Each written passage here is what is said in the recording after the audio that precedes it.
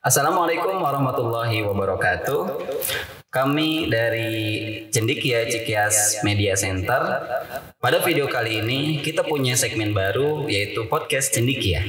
Nah, karena ini adalah video pertama kita dalam segmen podcast Cendekia dan ini bertepatan dengan Hari Proklamasi Kemerdekaan Indonesia, maka pada podcast kali ini kita akan mengambil tema memaknai kemerdekaan, bangga menjadi Muslim dan bangga menjadi rakyat Indonesia. Oleh karenanya sudah ada bersama saya yaitu Al-Ustadz A'aj Najmuddin SIP. Bagaimana Ustadz kabarnya? Alhamdulillah sehat. Alhamdulillah sehat. Nah, jadi Ustadz A'aj ini adalah kepala sekolah Cendekia Cikias Islamic Boarding School. Dan kita akan berbincang-bincang ya Ustadz ya, mengenai tentang memaknai kemerdekaan yang mana sekarang ini bertepatan dengan hari Proklamasi Kemerdekaan Indonesia 17 Agustus tahun 1445. Nah, sekarang tahun 2021. Nah, mungkin sebelumnya Ustadz A'aj bisa mengenalkan terlebih dahulu mengenai tentang profil agar para penonton bisa mengenal Ustadz A'aj sebagai kepala sekolah. Ya, terima kasih sebelumnya Ustadz Firman. Assalamualaikum warahmatullahi wabarakatuh. Waalaikumsalam. Alhamdulillah, syukurillah. Pagi hari ini kita bisa bertemu kembali, berbincang tentang banyak hal, dan momentum ini adalah momentum yang spesial, momentum yang memiliki makna tersendiri buat saya, buat kita, dan saya yakin juga momentum yang spesial buat seluruh rakyat Indonesia. Karena hari ini adalah hari kemerdekaan Republik Indonesia dan hampir di semua tempat, semua pelosok di Republik ini saat ini pasti sedang merayakan kemerdekaan Republik Indonesia yang ke-76 ya? Iya, yang ke-76. Iya. Sebelum kita berbicara banyak, perkenalkan nama saya A'aj Najmuddin.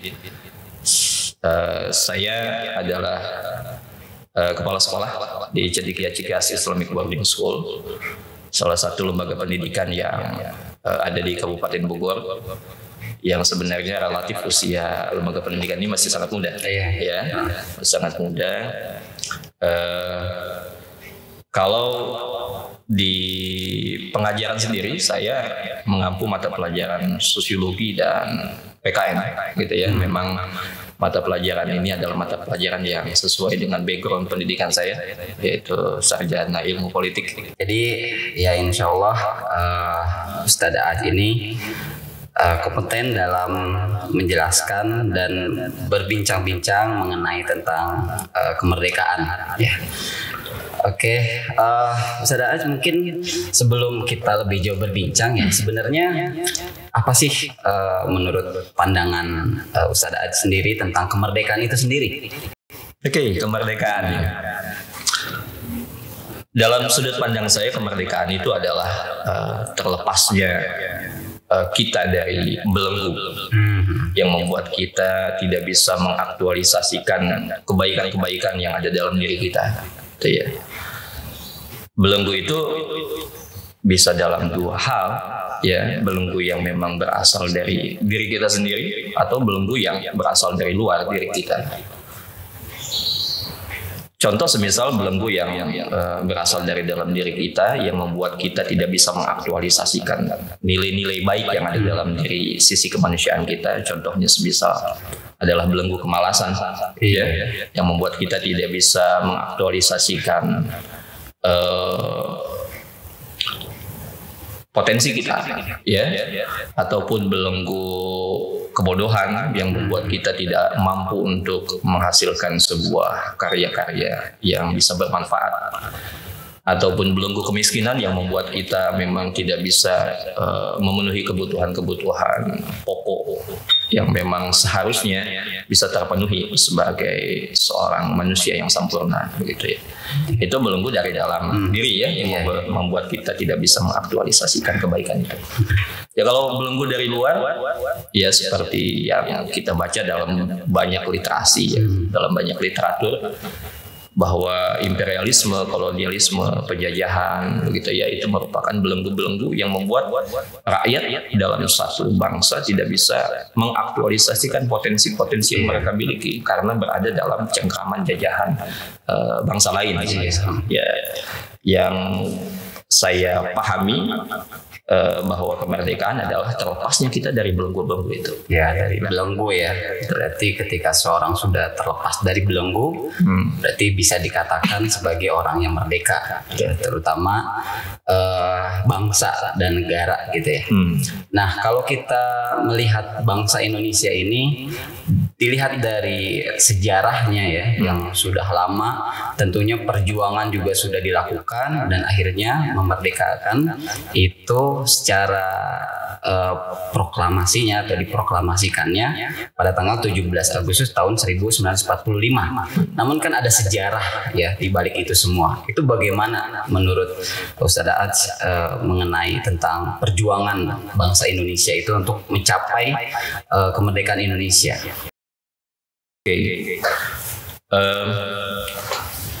Memang melihat sejarah panjang perjuangan bangsa ini ya, itu tidak bisa dilepaskan dari unsur-unsur religiusitas ya, unsur-unsur keagamaan ya, spiritualisme ya. Dalam hal ini tentunya karena masyarakat kita mayoritas Muslim, maka Islam adalah satu unsur yang tidak bisa diabaikan dalam pembentukan sejarah bangsa ini, begitu. Nah, kalau kita berbicara tentang Islam, tentunya kita berbicara tentang bagaimana pemikiran tokoh-tokoh Muslim yang ada di Republik ini. Ya. Satu contoh semisal, barangkali kalau kita coba membuat daftar, ya tokoh-tokoh Muslim, ulama-ulama Muslim yang memang memiliki kontribusi terhadap pembentukan bangsa ini, barangkali akan banyak sekali deretannya.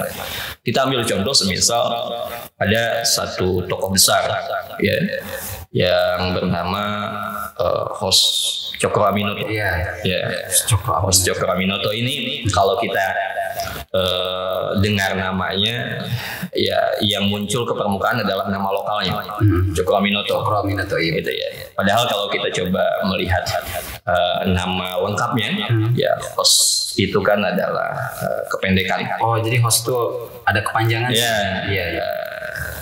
Hos itu adalah Haji Umar Said. Oh iya. Ya, Haji Umar Said Cokroaminoto. Nah, kalau kita baca secara lengkap namanya itu, unsur-unsur nama-nama Islami itu akan sangat kental terasa ya. Haji Umar Said Cokroaminoto. Beliau adalah boleh dibilang menurut pandangan saya adalah founding father bangsa ini. Ya. Beliau adalah guru dari para tokoh-tokoh besar bangsa ini. Gitu ya. Kita sebut saja deretan-deretan tokoh-tokoh pergerakan nasional seperti Soekarno, begitu ya, Tan Malaka, terus kemudian tokoh-tokoh yang lain itu adalah orang-orang yang pernah menimba ilmu dan menimba pengalaman dari tokoh sekaliber Hos Cokroaminoto ini. Bahkan di dalam beberapa kesempatan Insinyur Soekarno sebagai proklamator kemerdekaan Indonesia seringkali mengatakan bahwa mentor politik dia adalah Cokro, itu ya. Itu menunjukkan posisi Hos Cokroaminoto itu betul-betul menginspirasi para tokoh bangsa ini. Dan beliau juga adalah pendiri Sarekat Islam ya, Syarikat Dagang Islam. Sarekat Islam dulu awalnya Sarekat Dagang Islam ya. Dulu awalnya Sarekat Dagang Islam, terus kemudian kehadiran Hos Cokroaminoto kemudian mentransformasikan Sarekat Dagang itu menjadi Sarekat Islam gitu ya. Kalau Sarekat Dagang Islam lebih kepada konteks perjuangan dalam konteks ekonomi, tapi kalau Sarekat Islam adalah pergerakan perjuangan bukan hanya pada konteks ekonomi saja, pada sosial, politik, budaya, keagamaan dan sebagainya. Jadi cakupannya lebih luas. Itu Hos Cokroaminoto. Terus kemudian tokoh lain, misal kita bisa sebut Kiai Haji Agus Salim. Agus Salim. Ya, Kiai Haji Agus Salim. Pramuka ya, pramuka Indonesia. Ya. Kiai Haji Agus Salim itu juga merupakan tokoh yang sangat berpengaruh, gitu ya. Beliau dikenal sebagai diplomat yang sangat ulung, ya, dalam beberapa atau banyak forum-forum perundingan internasional. Itu betul-betul beliau menunjukkan kepiawaiannya dalam mewakili kepentingan bangsa ini yang dalam konteks saat itu sedang dilakukan dijajah oleh bangsa lain. Terus kemudian pada fase selanjutnya kita juga mengenal tokoh-tokoh sekaliber Hadratus Syekh Hasyim Asy'ari begitu ya, dan Kiai Haji Ahmad Dahlan. Beliau berdua adalah pencetus pendiri dari dua ormas besar yang ada di Indonesia ini, yang pemikirannya betul-betul mewarnai corak pemikiran keagamaan di Indonesia. Ya, Kiai Haji Hasyim Asy'ari mendirikan Nahdlatul Ulama, sementara Kiai Haji Ahmad Dahlan mendirikan Muhammadiyah. Dan kemudian itu menjadi eksis sampai saat ini, bahkan kemudian menjadi tolak ukur corak keberagamaan di Indonesia. Ya, termasuk di dalam perumusan ideologi negara juga betul-betul beliau itu adalah orang yang memiliki ide-ide yang kemudian menjadi asal ya bagi terbentuknya ideologi bangsa ini. Itu luar biasa perjalanan. Ya, jadi tidak bisa terlepaskan betul. Dari peran para ulama tentunya ya. Apalagi yang kita ketahui Hos Cokroaminoto itu kan ya ada guru bangsa lah, bangsa negara Republik Indonesia ini. Nah, itu dari sisi perjuangannya ya, sampai kemudian lahirlah kemerdekaan Indonesia. Tentu ada ya mungkin sedikit perdebatan ya ketika menentukan ideologi. Tadi kan sempat disinggung tuh ideologi hingga akhirnya ke Pancasila gitu. Nah, kalau dari sudut pandang Ustaz Aad sendiri, kenapa bisa Pancasila yang kemudian menjadi asas ataupun ideologi bangsa negara Republik Indonesia ini? Oke. Negara besar seperti Indonesia ini begitu ya, yang memang terdiri dari kebinekaan yang begitu luar biasa, baik dari suku bangsa ya, kemudian bahasa, kebudayaan, agama dan lain sebagainya. Luar biasa, kita ini adalah negara yang sangat majemuk gitu ya. Maka yang paling penting dalam sebuah negara majemuk agar kemudian persatuan itu terawat tentu saja adalah konsensus, kesepakatan gitu. Dan para konseptor ideologi bangsa ini itu paham betul tentang kultur dan karakteristik dari Indonesia, sehingga mereka kemudian memilih Pancasila sebagai ideologi negara ini, dari bangsa ini, karena memang dinilai bahwa Pancasila itu adalah jalan tengah gitu ya, yang dipilih dan itu paling sesuai dengan kebinekaan yang ada di Indonesia. Ya, di samping itu juga memadukan antara sisi-sisi nasionalisme dan sisi-sisi spiritualitas, dan tidak ada yang harus kita bentur-benturkan ya antara agama dengan Pancasila. Ya, agama yaitu semua ada di dalam Pancasila, ya begitu pun sebaliknya, saling mengisi sama lain. Bahkan ya tidak terlepas dari peran ulama yang punya keyakinan terhadap agamanya itu Islam ya, dimana ruh semangat kemerdekaan itu dimaknai ya sebagai bentuk bahwa itu merupakan salah satu nilai ibadah mungkin gitu ya Sadi. Nah, sekarang kita sudah 76 tahun ya kita sudah merdeka. Nah kan kita sudah terbebas nih, artinya kita memang sudah terbebas dari belenggu tadi ya, kalau kita memaknai tadi terbebas dari belenggu penjajahan. Nah tapi mungkin di masa sekarang ini kita ini apa yang harus kita lakukan untuk lebih memaknai tentang kemerdekaan itu, karena kan kalau dulu dijajah, sekarang sudah tidak dijajah. Nah sebagai generasi penerus bangsa nih, menurut Ustaz Aad sendiri bagaimana kita memaknai kemerdekaan dalam konteks kekinian gitu? Oke. Ya tentunya pertama kemerdekaan ini adalah sesuatu yang harus kita syukuri, karena di dalam pembukaan undang-undang nyata, jelas dan tegas dinyatakan di situ bahwa atas berkat rahmat Allah yang Maha Kuasa, gitu ya. Artinya ini adalah sebuah pemberian besar yang Allah berikan kepada bangsa ini setelah berabad-abad kita dalam cengkraman penjajahan, terus kemudian melalui ikhtiar dari para pejuang kita, akhirnya kita bisa keluar dari belenggu penjajahan itu. Ya.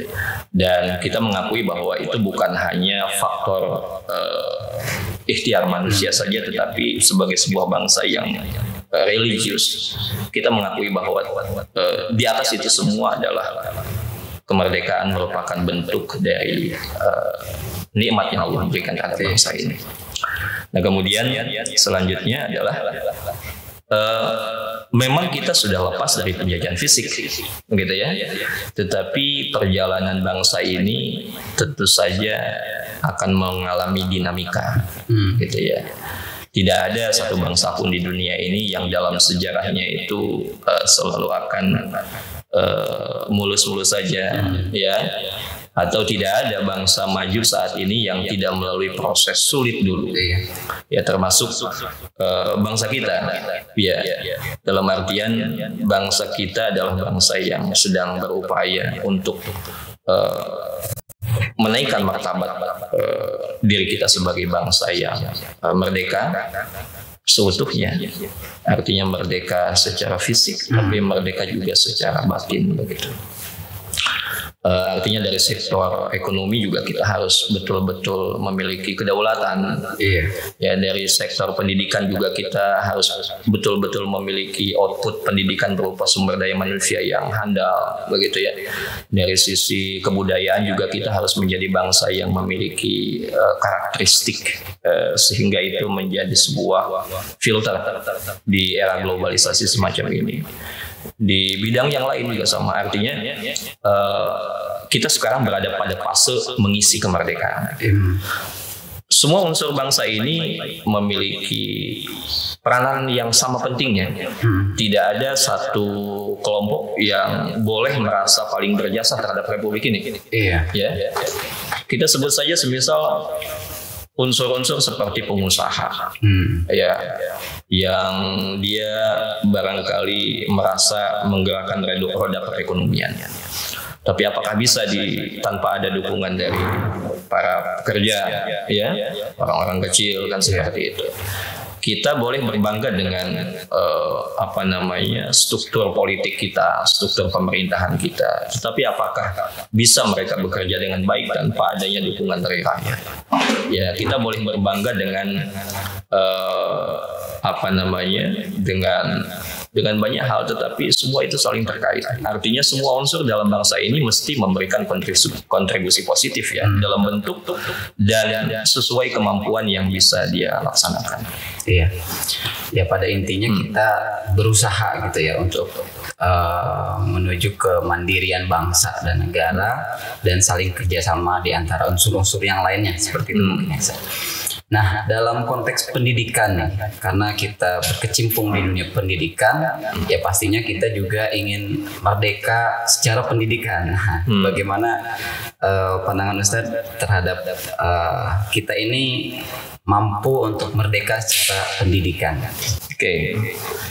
Pendidikan ini memang boleh dikatakan adalah unsur yang sangat penting ya, sangat penting. Karena modal utama pembangunan sebuah bangsa adalah manusianya sendiri. Artinya tidak akan ada nilai apa-apa sumber daya alam yang melimpah tanpa kemudian ditopang oleh sumber daya manusia yang handal. Tetapi kemudian pembangunan sumber daya manusia melalui pendidikan ini tidak boleh hanya kita persempit pada pembangunan kecerdasan kognitif saja, gitu ya, kecerdasan kognitif saja. Kalau kita arahkan pendidikan ini hanya kepada kecerdasan kognitif, dikhawatirkan nanti akan muncul orang-orang pintar tetapi tidak memiliki kepekaan ya terhadap kepedulian terhadap sekitarnya ya. Oleh karena itu pembangunan pendidikan juga harus diarahkan kepada pembangunan spiritualitas ya. Pembangunan spiritualitas sehingga itu menjadi penyeimbang.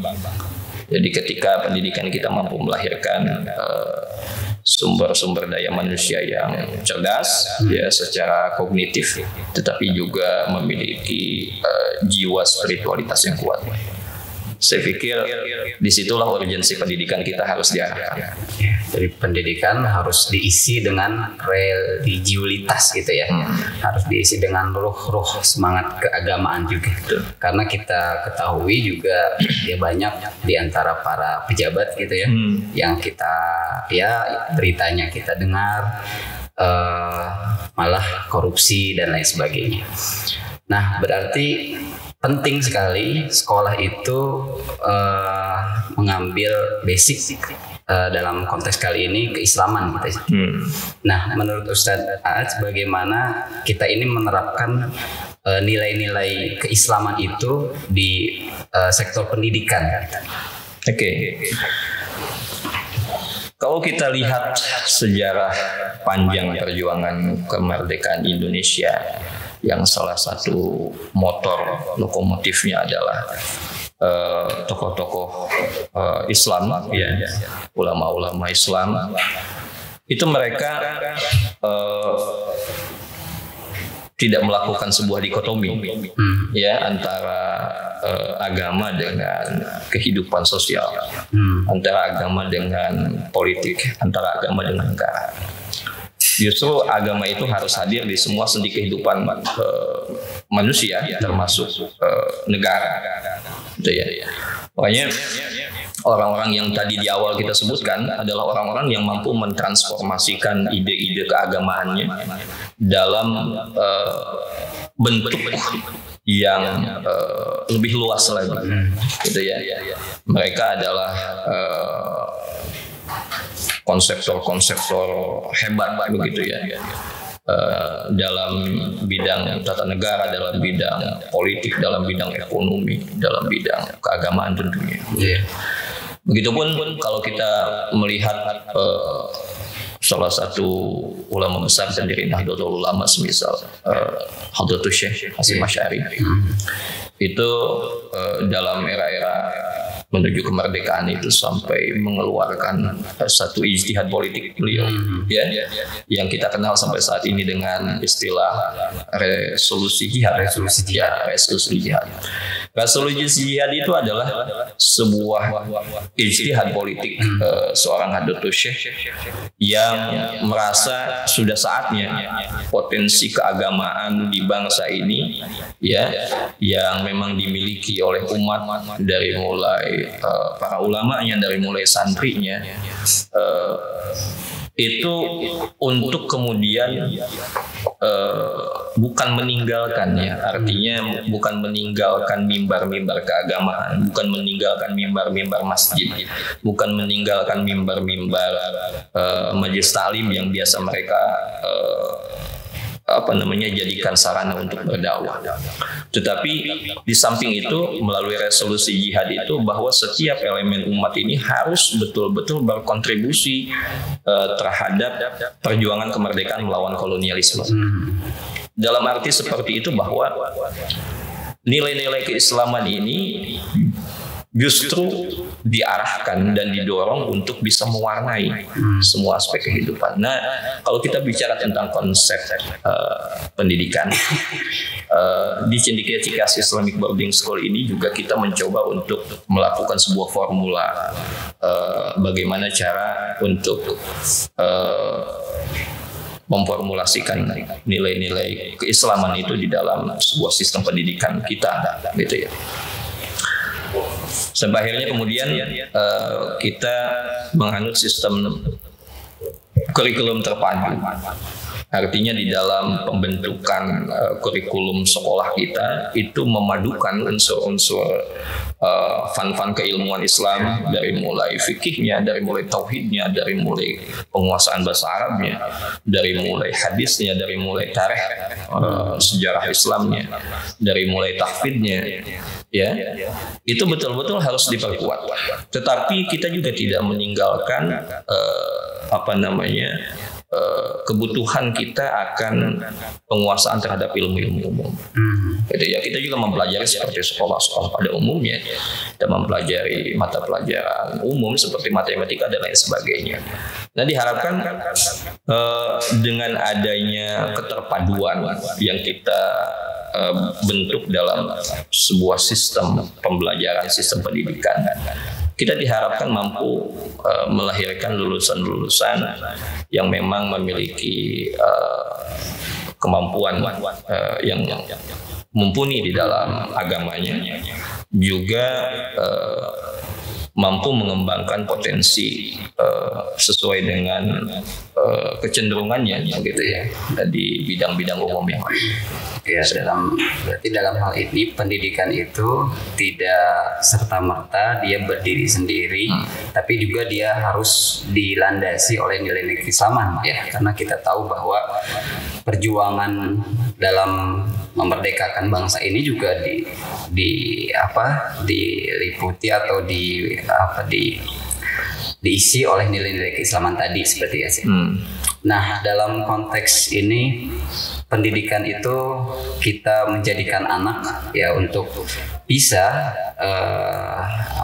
memiliki karakter yang tadi ya, di samping dia juga menjadi seorang pengusaha tapi membawa nilai keislaman gitu ya. Kemudian dia menjadi seorang polisi tapi nilai-nilai keislaman itu ada dalam hal itu. Nah, dalam prosesnya ini dalam mendidik tadi kan sempat ya ada perpaduan gitu ya antara pelajaran gitu ya. Nah, dalam hal ini mungkin bagaimana menurut pandangan Ustadz tentang memaknai kemerdekaan dari sisi santri. Jadi santri atau siswa ini apa yang harus dilakukan untuk memaknai kemerdekaan Republik Indonesia ini? Mungkin gitu sih. Oke. Santri ini memang istilah yang khas ya, istilah yang khas dalam kultur pendidikan di Nusantara, gitu ya. Mereka adalah sekelompok anak-anak pembelajar yang memang bermukim di satu tempat tertentu, gitu ya. Terus kemudian mereka memiliki tenaga pengajar, tenaga pendidik, seorang kiai, seorang asatiz, begitu ya. Dan betul-betul mereka mewakafkan waktunya untuk mendalami ilmu agamanya. Tetapi dalam konteks kekinian seperti yang saya sampaikan di awal, bahwa kita harus sempurnakan kemampuan kita di dalam pemahaman agama dengan konteks potensi kita di yang lain, begitu ya. Jadi yang paling penting adalah internalisasi nilai itu, internalisasi nilai keagamaan di dalam diri seorang santri itu yang memang tidak bisa dibentuk secara instan ya. Dia harus dibentuk melalui proses pendidikan, melalui proses pembiasaan dan lain sebagainya. Dan yang paling penting dari itu semua saya pikir dalam dunia pendidikan itu juga seorang santri sangat membutuhkan teladan. Nah, keteladanan ini suatu hal yang sangat penting, gitu ya, karena satu contoh keteladanan itu barangkali bisa lebih bernilai daripada 1000 teori. Itu. Jadi seorang pembelajar itu terkadang lebih terasa dalam proses pembelajaran itu ketika dia menemukan sosok yang akan dijadikan sebagai teladan dia. Bahasa sekarang idola mungkin. Nah, idola. Ya. Karena kalau orang-orang baik tidak bisa menjadi idola para santrinya, maka para santri itu nanti akan mencari idola-idola yang tanda kutip kurang baik buat mereka.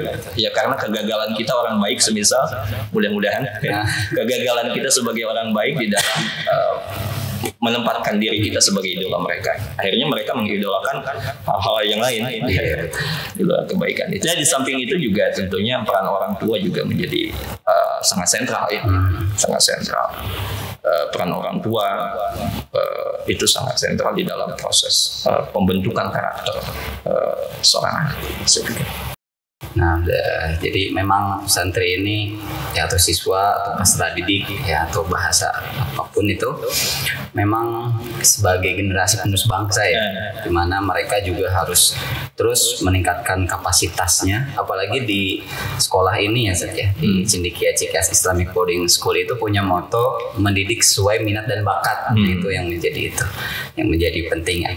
Dan mungkin terakhir Zat, sebagai penutup podcast kali ini, ada pesan yang ingin disampaikan kepada santri, siswa yang ada di Cendekia Cikeas Islamic Boarding School ataupun di seluruh Indonesia, dan mungkin juga pesan untuk orang tua dan untuk masyarakat secara umumnya. Mungkin. Oke.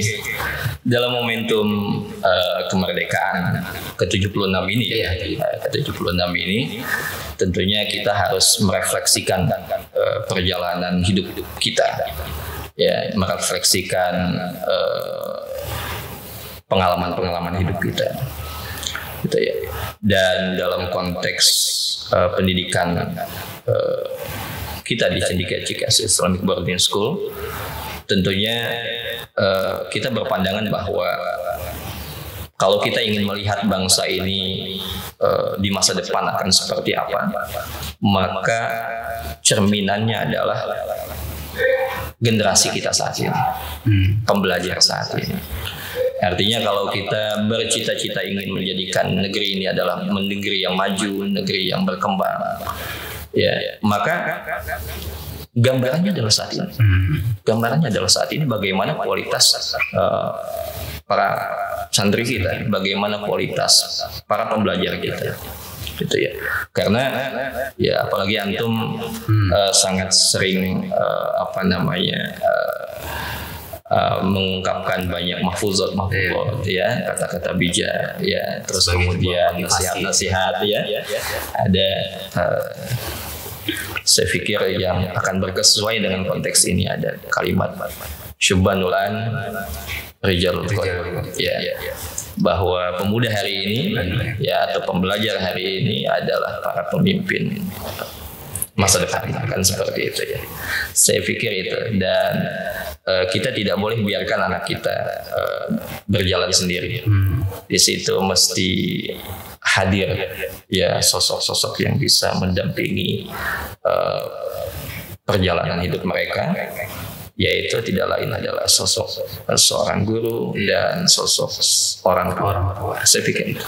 Ya, jadi santri tidak bisa kita lepas ya. Santri tidak bisa kita lepas. Mereka harus dibina, dididik dan dibimbing, dan juga disupport juga oleh orang tuanya, seperti itu. Ya, mungkin untuk podcast kali ini karena waktu yang membatasi kita.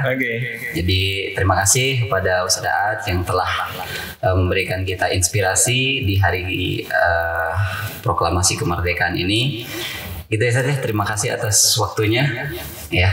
Mudah-mudahan selalu diberikan kesehatan. Amin. Dan juga sukses terus buat Media Center ya. Mudah-mudahan bisa terus berkibar ya. Mudah-mudahan terus bisa memproduksi konten-konten yang menginspirasi, konten-konten yang membangun. Kayak gitu. Oke, terima kasih kepada semuanya yang telah menyaksikan podcast kita kali ini. Dan terakhir kami ucapkan Assalamualaikum warahmatullahi wabarakatuh. Waalaikumsalam warahmatullahi wabarakatuh.